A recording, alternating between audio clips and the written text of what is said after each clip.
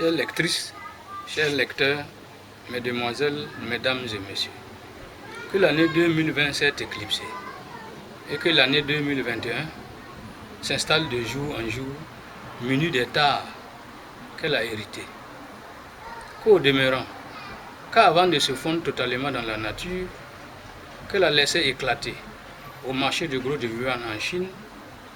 une pneumonie virale atypique, mortelle, à coronavirus difficilement maîtrisable. Et qu'au seuil de ce janvier 2021, que l'on effleure en décompte plus de 2 millions de morts à son actif. Qu'il y a lieu de saluer ici en passant la détermination des médecins et des scientifiques qui n'ont ménagé aucun effort pour traquer pour la première fois dans l'histoire des soins et de la prévention dans le monde le virus de la Covid-19 en un temps aussi court. Qu'aussi, que nous louions les saignées de tous les personnels médicaux, les chercheurs et autres pour leur infatigable effort, puis déplorons les pertes en vie humaine dans leur rang, faute de rudiments. Que de plus de 100 candidats vaccins annoncés,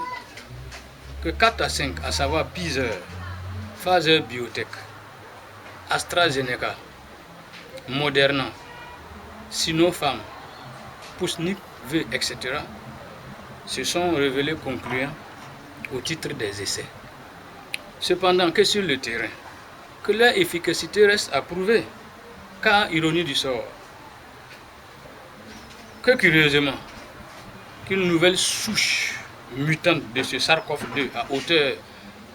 de plus de 70% de contagiosité vient d'être découverte au Royaume-Uni, en Afrique du Sud et au Nigeria, augurant ainsi contre toute attente de triste lendemain à l'actif de cette pandémie, au moment où les premiers vaccins sont déjà en cours d'usage en Europe, aux États-Unis, en Angleterre,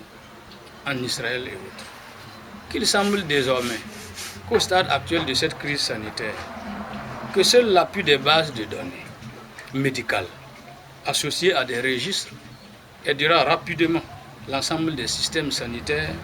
à se tirer de ce casse-tête mondial. Qu'il va falloir soutenir cette démarche en encourageant certes en télématique le télétravail, la réunion téléphone,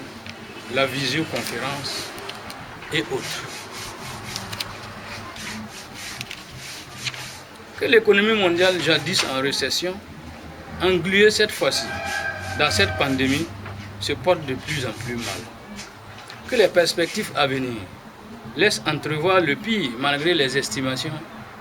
d'une croissance de 5,2% annoncée par les institutions de Bretton Woods. Qu'après une légère dépression, que les États-Unis d'Amérique, la première économie mondiale, ont vu de même fondre ses performances, que mais qu'ils tentent, vaille que vaille, à l'heure actuelle, de s'en départir, car les indicateurs naguère au rouge semblent en transition vers le vert, puisqu'ils vont vers la maîtrise de leur épidémie. L'économie africaine, du reste, peine à tirer son épingle du jeu, car constituée pour l'essentiel d'économies tatillonnes stériles, sans statistiques fiables et sans perspective de création ni de richesse ni d'emploi. Qu'ainsi, qu'au sein de certains pays, que les pauvres s'appauvrissent de jour en jour, tandis que une horde d'individus a pris en otage des populations affamées et s'enrichissent tristement de jour en jour. Que les estimations de 3,1% libellées pour cette année 2021 ne seront pas tenables. Que par ailleurs, que la zone de libre-échange, la ZLECAf, intensifiera certainement le commerce interrégional et pourra à terme, si un vrai leadership se dégageait, sauver plusieurs Africains pauvres. Du reste, le Nigeria, la première économie africaine, est en train de pâtir et voit s'étioler de plus de 50% les secteurs de son économie, les branches des services avec les finances en tête, qu'il semble répandre du poil de la bête, car les perspectives d'une croissance de 1,7% restent fatales, que l'année 2021 est certes ouverte, et que de même, comme à l'accoutumée, que la planète Terre continue son odyssée, arc-boutée à la pratique et à la théorie des phénomènes. Qu'ainsi, que la démocratie démocratique républicaine peine à conquérir le monde à la merci de la démocratie démocraticienne ou totalitarisme démocratique. Que le totalitarisme démocratique sévit à l'heure actuelle un peu partout en Afrique subsaharienne, en Biélorussie, en Ouganda, au Cameroun, etc. Qu'au sein des États-nations, que c'est bien la démocratie démocraticienne qui est à la base des moult légitimations des régimes anticonstitutionnels contestés et qui fait éclater les affrontements interethniques, interreligieux, le terrorisme djihadiste, les conflits électoraux, post-électoraux, etc. Qu'il faut ovationner les leaders économiques du continent, que sont le Nigeria, l'Afrique du Sud, l'Algérie et l'Angola, pour le bon vent qu'ils insufflent à toute l'Afrique, leur obédience obligeant. Qu'il y a lieu de tirer ici notre chapeau aux populations ghanéennes qui, grâce à de longues traditions, demeurent les meilleurs élèves de la limitation des mandats et de l'exercice de la démocratie démocratique républicaine. Que l'économie politique remarquable de l'ancienne Gold Coast, que sa gestion excellente de la pandémie, que l'imposition de l'école gratuite et obligatoire, qui a su corroborer un honorable capital humain, semble faire désormais de cette nation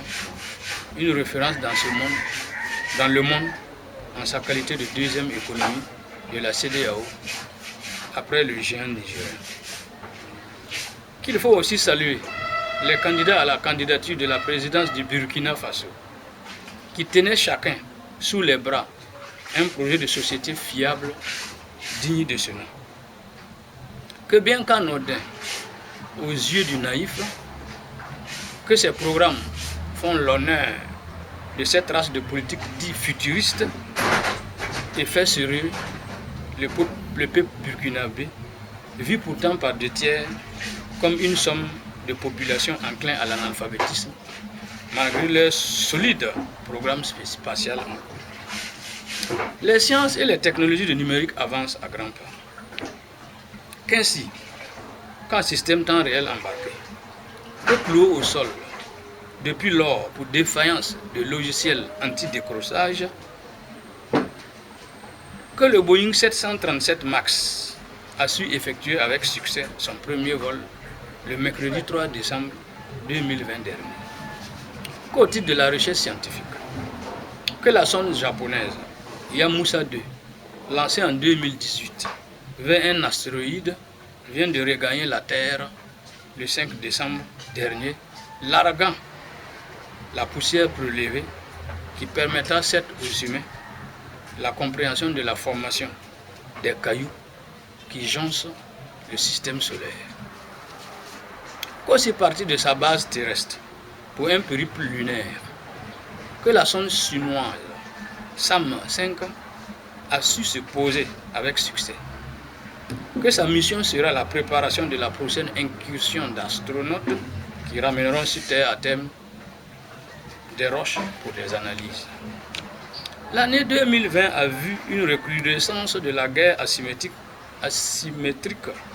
que mènent lâchement dans le monde les terroristes djihadistes ou fous de Dieu à l'encontre des pauvres populations aux mains nues, enclins pourtant à la misère. Cependant, force est de constater que depuis la chute de Daesh, qu'en Afrique subsaharienne, que dans le nord gourmand,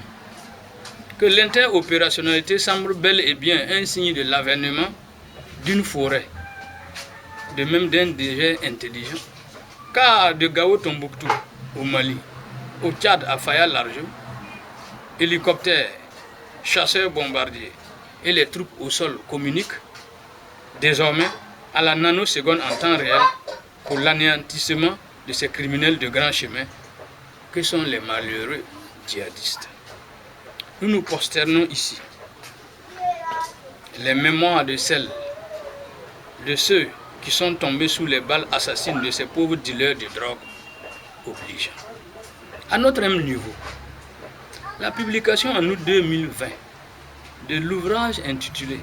« Les histoires scientifiques africaines instructives amusantes d'origine ivoirienne sur les épidémies pandémiques passées, en cours et à venir » fut notre première contribution à chaud au titre de la sensibilisation contre la propagation de la COVID-19. L'ouvrage en question incitait déjà les petits de plus de 13 ans, les adultes jeunes et même les seniors à la recherche scientifique, à la mise au point des molécules pour les soins en premier lieu, ensuite à la propension à l'élaboration d'un vaccin. Nous mettrons très prochainement en ligne bon nombre d'applications mobiles ayant trait non seulement à la traque du coronavirus COVID-19 et de plusieurs outils de développement des États dérivant de leur mention